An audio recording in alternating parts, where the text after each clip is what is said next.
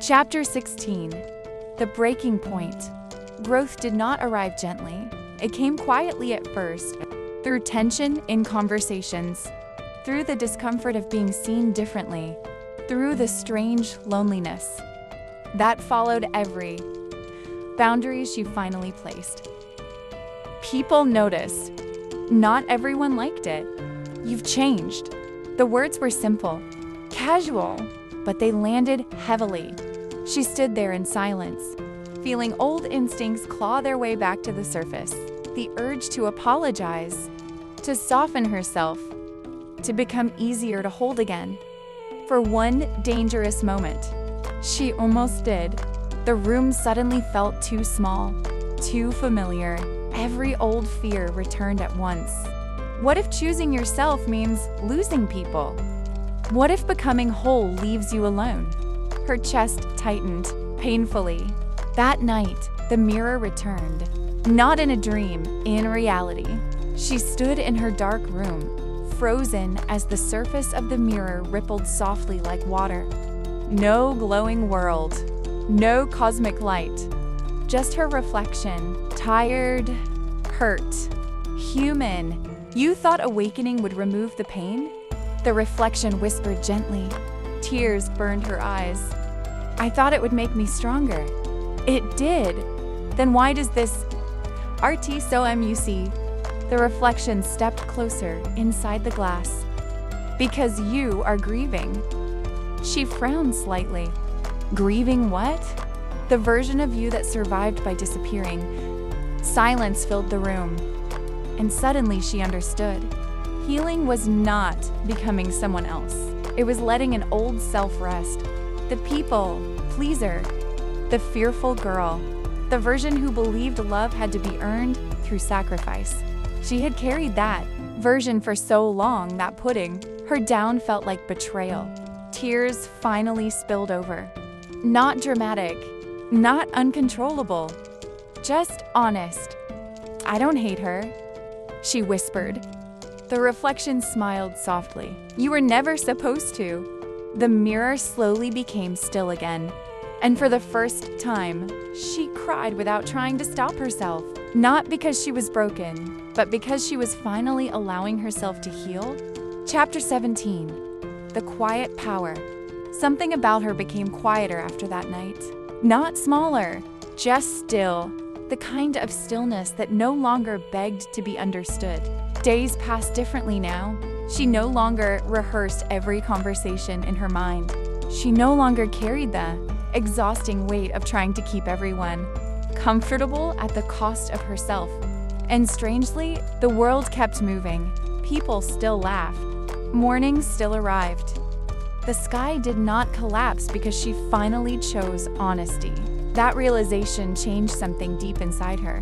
She stopped explaining herself so much, stopped apologizing for needing space, stopped shrinking her feelings into softer, shaped so others wouldn't feel uncomfortable, not out of anger, out of peace. One evening, she sat alone near the window while rain traced soft patterns across the glass. In the past, loneliness used to feel sharp, like proof that something inside her was missing. Now it felt different, not empty, sacred. For the first time in her life, her own presence felt safe. The thought almost made her cry. A message lit up her phone. Someone asking for more than she could give. Once, she would have answered immediately. Even while exhausted, even while drowning, she would have convinced herself that love meant constant availability. But now, she simply looked at the message, breathed, and chose truth. "I can't carry this for you tonight." Her finger hovered before sending it. A familiar fear rose briefly. What if they leave? But another voice answered calmly from somewhere deeper. "What stays after honesty is meant to stay." She pressed send, then waited. Not anxiously, not desperately, just calmly. The rain continued falling outside, soft and endless.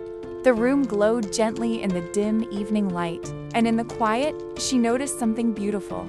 The mirror across the room reflected her exactly as she was. No cracks, no shifting forms, no other version waiting inside. Only her, and somehow that was enough now. Chapter 18, The Shift. Others notice. People began speaking to her differently. Not everyone, but enough for her to feel it. Some became softer around her, as if her calmness invited honesty. Others grew uncomfortable, unsettled by the quiet confidence she no longer tried to hide. It was strange. She hadn't become louder, hadn't demanded attention, hadn't transformed into someone unrecognizable. She had simply stopped abandoning herself, and somehow that changed everything. "You seem different lately." She heard it often now. At first, she didn't know how to answer. The truth felt too large to explain. How could she tell them she had walked through mirrors, faced the versions of herself she buried, and returned carrying a piece she once thought belonged only to other people? So she usually just smiled gently. Maybe because the real answer wasn't something that could be spoken. It had to be felt. One afternoon, someone interrupted her while she was speaking. Before, she would have immediately gone quiet, letting her words disappear unfinished. This time, she paused, then calmly continued what she was saying. No anger, no apology, just presence. The room listened, and in that tiny moment, she realized how much of her life had been spent asking permission to exist. Never again. Later that evening, she passed a mirror in a store window and caught her reflection by accident. She stopped walking. The woman staring back at her looked familiar, but lighter somehow. Not because life had become easy, not because all fear had vanished, but because she was no longer fighting herself. The realization hit quietly. She used to search endlessly for signs that she was healing, some dramatic transformation, some undeniable proof. But healing had arrived softly, in boundaries, in honesty, in staying present instead of disappearing. The old version of her would not even recognize this piece, and yet, that old version had led her here. Her chest tightened with sudden gratitude, not shame, not regret, gratitude, because every broken piece of her had carried her toward this becoming. The evening wind brushed gently against her skin as she continued walking. For the first time in years, she felt aligned with her own life, and somewhere deep inside, something whispered softly, "You're finally becoming the person you needed all along." Chapter 19. The mirror returns. It happened on an ordinary night. No storm, no glowing sky, no trembling world. She was simply standing in her room, exhausted after a long day, when she noticed it. The mirror. Its surface shimmered softly. Her breath caught. For a moment, old fear flickered inside her chest. Not because she feared the mirror anymore, but because she knew this meant something was ending. Slowly, she stepped closer. The glass moved like still water touched by moonlight. Then, little by little, another version of her appeared. The woman from before, the one who stood taller, calmer, untouched by fear. Except now, she looked different. Not distant, not separate, familiar.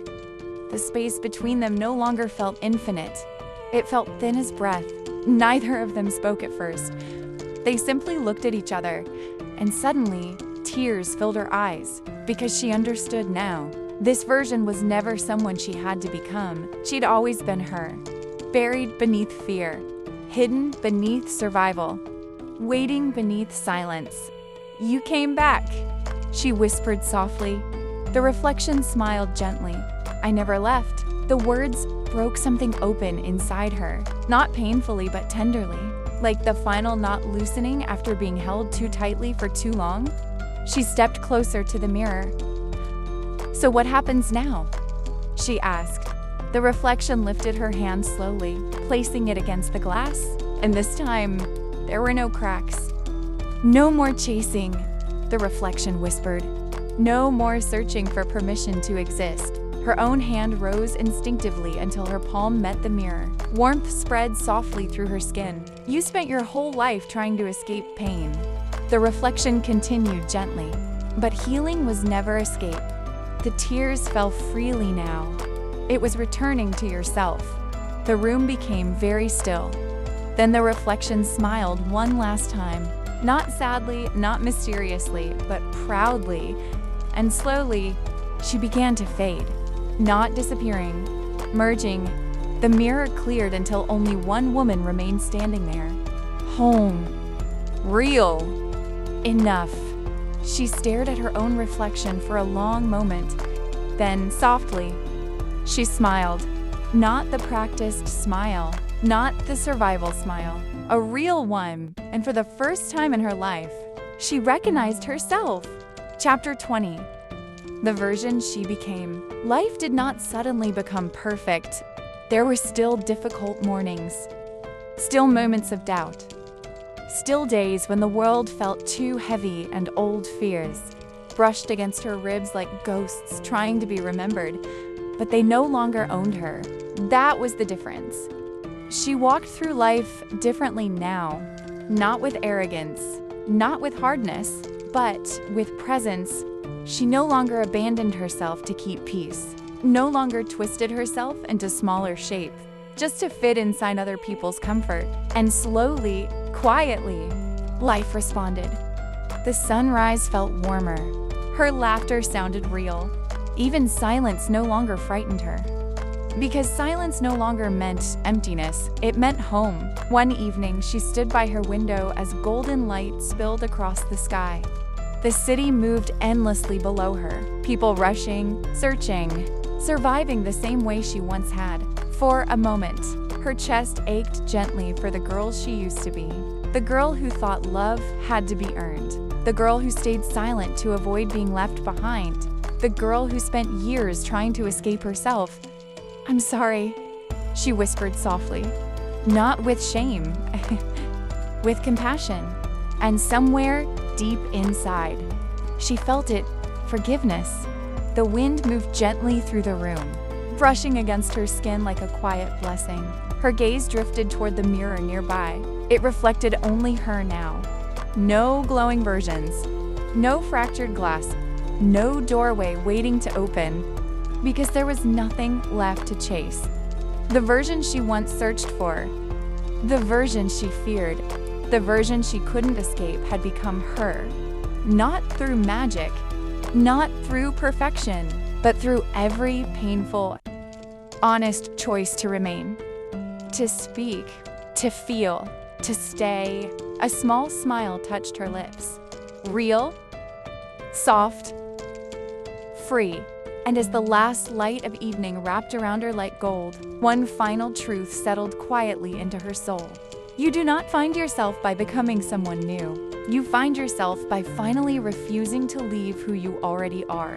And for the first time, she was no longer searching for the woman in the mirror. She was living as her. The end. Some souls spend their entire lives searching for a doorway, never realizing they were the doorway all along. If this story touched something deep inside you, then maybe it was never just a story. Maybe it was a reflection, a reminder, a quiet awakening for the parts of you that became too tired to keep pretending you were okay. Healing is not becoming perfect. Awakening is not becoming untouchable. And strength is not the absence of pain. True awakening begins the moment you stop abandoning yourself to survive. The world teaches us to become smaller, to stay quiet, to accept less, to carry wounds gracefully so nobody feels uncomfortable, but your soul was never created to live imprisoned inside fear. You were not born merely to survive your life. You were born to feel it, to exist fully within it, to speak without apologizing for your truth, to stand in your own presence without needing permission. And maybe the most spiritual thing you will ever do is return to yourself. Not the wounded version, not the masked version, not the version shaped entirely by pain, but the truest version, the one that still exists beneath every heartbreak, every silence, every moment you thought you were not enough, because you were never too broken to heal. You were only waiting to remember who you already were. So, if you are standing in front of your own invisible mirror right now, this is your sign. Stop running from yourself. The person you are searching for has been waiting inside you all along. W.B.S. Written by Lady I.J.